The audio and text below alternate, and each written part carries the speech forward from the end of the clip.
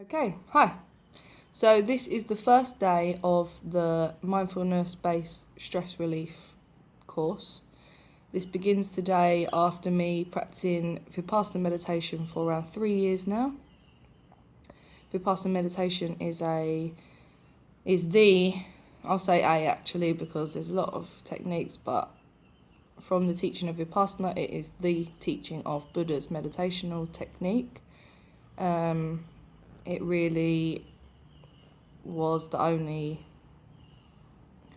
relief for me from confusing thoughts, a way of being where it was mainly questions. It gave me answers. When I started my meditation, everything was clearer, everything is clearer from it.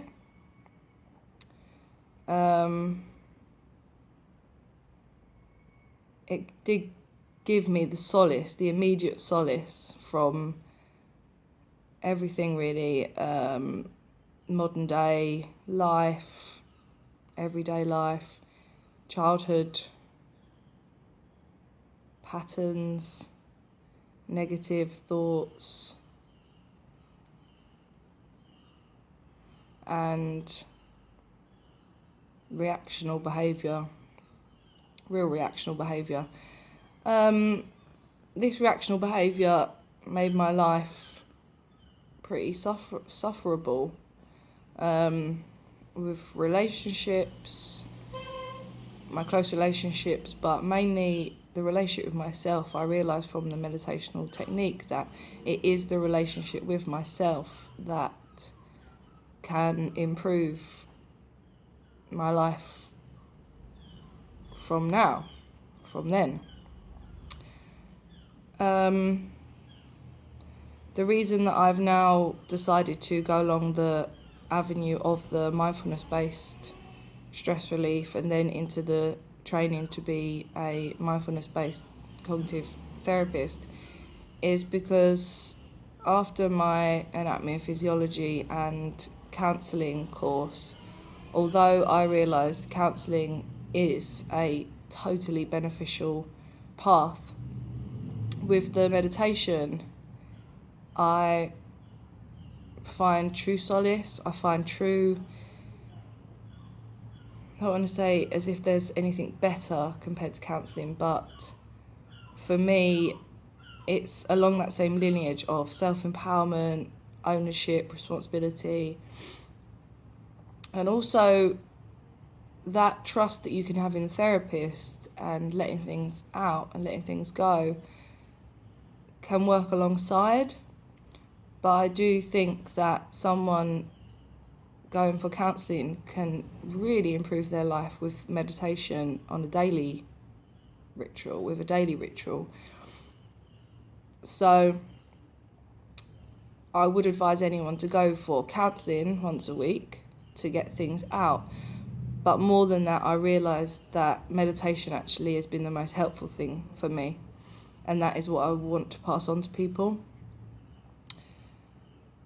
And also with the meditation, I can reach more people, and all I want to do by reaching more people is to allow them to experience themselves, and I feel that that is how they can help themselves sooner, swifter, long term, for free. Meditation is a totally free, natural resource, and I do think it should be called a resource. There's no secret club or a secret to it. Once you've learnt the technique, then your doors are open. The doors of your mind become your choice. You can close them, you can open them, you can play the game of yourself a bit more.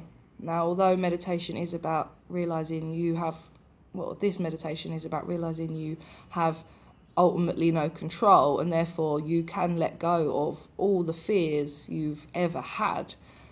and just experience a blissful existence where things come, they go, and that's an acceptance. That's an accepting style of thought. The having control in the beginning of not letting yourself go down those negative thought paths is part of that. So by me beginning my meditation training, it is to pass on the torch of empowerment, self-empowerment, responsibility and choice. When you begin meditation, you could look at it from so many different angles of, I don't have choice anymore, I have never had choice, there is no choice. And what I mean by choice is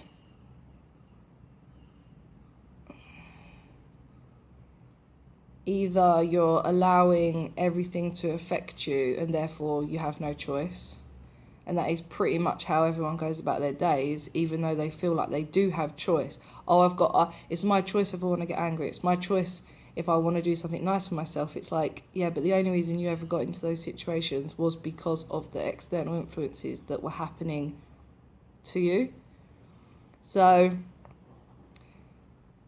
it's really funny. It's an ironic state of mind to be in. You know, I live in England, I have choice, education, friends, go out, choose what I eat, choose where I shop, choose what entertainment, choose to go running, choose to go swimming. But those choices actually stem from how my body was feeling. Say someone used to upset me, then maybe I would choose to go and have a drink. Maybe I would choose to go for a swim, but that would be only to offset what has already happened to me. So when you start your meditation and you're letting go of understanding you maybe didn't have choice, then you realise that you actually do become in control of your choices, because it is ultimately your choice to let things affect you. If things stop, if you start realising that it is your choice. If someone says they don't like me, it's my choice then to get mad or not get mad. Just because society reinforces this idea like, oh, something bad's happened to you, therefore you must feel sad, or you may feel sad, or you may this, that and the other. But if you do, don't worry, because ultimately it doesn't matter. You know, things are going to get better. Yeah, you can think along those lines, but instead of meditation, you realise someone can say that to me, but me getting anything negative is like me living my life in a reactionary pattern where I am just living in everyone else's space. If someone does something nice to me, it's exactly the same. Oh, wow, I'm so lucky, they're so nice to me, it must mean I'm good, they must be good. Maybe they just wanted to feel good for their own selfish reasons, and therefore they've passed on something supposedly good to me, but maybe it wasn't good. Maybe it then turned me onto a very proud feeling, and maybe then someone was maybe sad next to me, and I instead, because I felt so good, maybe I was like, oh, you should get over it, la la, and again, you're passing on like what you've received. I don't see good and bad as what they're called, good and bad. Someone could do something good to me that isn't actually good. Maybe someone goes and buys me some chocolate and they're trying to be really good, like, oh, you know, it's a little gift, that's cool. Or let's think some flowers. Let's do something that cannot, like, generally is seen as something good. Okay, they bought me flowers, that's something good. We can look at it from a lot of angles. Oh great, these flowers are now dead, whoop-de-doo, isn't really good. But you know, they wanted to do good by me. They wanted to give me something beautiful to look at, to be present with. Okay, but maybe I don't think that's good. Maybe I don't need that. They were obviously doing something for them, and I can appreciate that and see that as their goodness trying to come across with a representation of a gift of flowers. But there's so much involved in everyone doing what they perceive as good and bad, that once you start meditating, you kind of get out of this cycle, this like never ending cycle of supposedly good, supposedly bad. With meditation, anyone can do whatever they want to me. Life can throw whatever it wants at me. I then reflect in that moment and become aware of the choice I have. I find a place of middle ground. This moment is coming, it's going to pass. Something terrible could happen. This moment's going to come, it's terrible, and then it's going to pass, it's gone. Something wonderful happens, it's come, and it's going to go.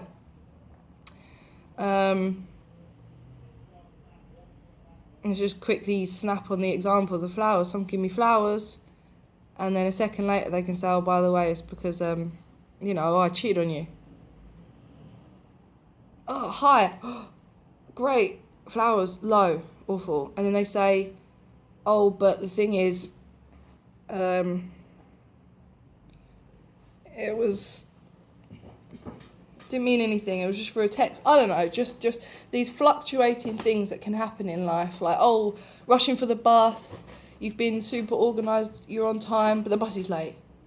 Oh, it's not fair, this is not fair, I was organised, the bus is late, why the bus late? So you're like, oh, I'm ready, oh, I'm annoyed. Then the bus turns up, and you're already a little bit angry at the busman, buswoman, as if they've done something to ruin your day. Maybe they had a really bad morning. Maybe their bus wasn't ready. Maybe they are actually really upset that they're late. So you don't need to bring them the anger. So instead, when these things arise now in my life, through my meditation, I appreciate that there was no expectation. There was no bus on time. It was all theoretical anyway. It was all theoretical. Everything is theoretical. So these expectations that we put on ourselves, society, life, I don't know, desires, they are in theory. Like, if I died right now, in theory, people mourn, oh God, she had so much life to live, she was 30 years old, she had so much, she was going to do this. They're all in theory. I have no life ahead of the now. There is nothing that I, in theory, demand, deserve, expect, because it doesn't exist. So when anything good or bad happens now, from meditating, I understand that it is just life going forward, and therefore not to hold on to those things, gonna eat dinner at 6, maybe I won't eat dinner at 6, maybe that will never happen, maybe there'll be a beautiful sunset and I'll want to go and watch that instead. Maybe my daughter will cry, and she doesn't really cry a lot, but maybe she won't want to eat dinner, and then, oh, dinner's ruined, I really wanted it. It was never going to happen. Nothing is going to happen. Even if you plan for it, it might not happen. There's no guarantee on anything. Therefore, by meditating, you realise that all you have is the now of the breath in, breath out, and even the representation of the breath is that things come, things go. If you hold on to your breath, like you're going to hold on to the flowers, you're going to hold on to dinner at 6, you're going to hold on to the bus, better be on time, you're holding on. No, you have to let go of the breath to then get the next breath, to keep living. So like any time that things happen to you, take it and then let it go, because there's always going to be a next thing that happens after it. And once you get out of this cycle of thinking it was supposed to be this way, or it should have been, could have been, anything, there was no should have, could have, would have. There was none of that. It doesn't exist. Do a degree. Oh, I was gonna get this degree. I was planning for this, but I broke my leg. I had to. it was never a degree that you were going to have. You have one existence right now, and that is the only existence that you can live. So whatever happens in the now is what your life was supposed to be like, is the reality. There's no comparison. You never, from meditating, you understand you can never compare what might have been, because it just didn't exist. It was literally just an illusion in your mind, an illusion in everyone's mind of what you expected to happen. It doesn't exist. It does not exist. And it is really funny. It's really empowering. You just let go. Really, like, let go and take what is actually given and respect that and really enjoy that. Whatever is given, like, exciting. You know, or write the story you've always wanted to read. Your life is literally that story. Like, I do not know what's going to happen. As much as I say, I'm going to do meditation training, I don't know what's going to happen. When I wake up in the morning, better go have breakfast. One of the gurus I listened to like 5 years ago and got into, they were like, you lie in bed and you think, I'm going to do this. So I'm going to have breakfast, I'm going to do this. When you're having breakfast, you're thinking about what you're going to do next. When you're on the bus going to work, you're thinking about what's going to happen at work. You're never, like, you made the bus, you got the bus, you're happy. You're supposed to be happy because you were like, oh, better get the bus, and then I'm going to get to work, or we're going to see this person, this might happen. When you're at work, you're thinking about lunch. So what this guru said was, like, appreciate in the moment. Every time you got like a little tick of what you plan to do or something, it's different to meditation, but it's a beginning point. Like, I say to myself, oh, I'm brushing my teeth. It's so nice. I was thinking about brushing my teeth earlier and I got it. Like, oh, wow, that's amazing. I just got what I thought about in the moment. This feels so nice, brushing my teeth. And when I had the baby, when I had my daughter and I was trying to get the breast milk, I was doing a lot of reading on the brain, dopamine, serotonin, oxytocin, and the dopamine is for reward, oxytocin for trust, and serotonin for respect. And I've been piecing all these things together, and the jigsaw gave me the lineage of, with the guru, with the meditation, with all my teachings, that in that moment you can give yourself oxytocin, serotonin, dopamine. So I say to myself, wow, you really, really respect yourself. You're brushing your teeth, you know. This is very good respect, serotonin. It's like, oh wow, I just got, I wanted to brush my teeth and now I brush my teeth. Yeah, this is good. Reward, dopamine. And then trust. I brushed my teeth because I told myself I was going to brush my teeth. This is important to me. And this is what I do for myself. Oxytocin, trust. So I get my understanding of the endorphins of what I do from what they are for in this modern life. You know, if you're going to be a cavewoman back in the day when your brain's evolving and you go hunting for berry and then you find berry, you're going to get dopamine. Reward is worthwhile doing.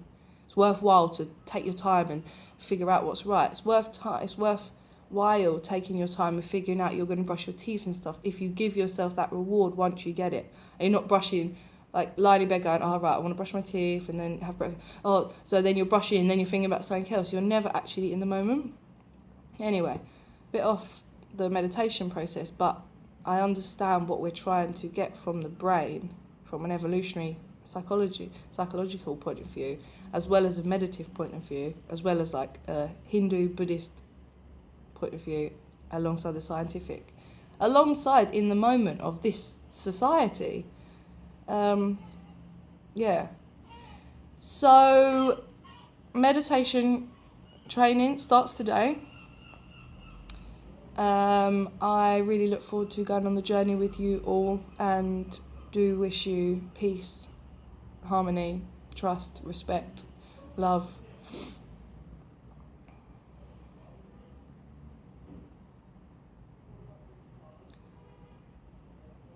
And sincerity in the moment. Respect the moment.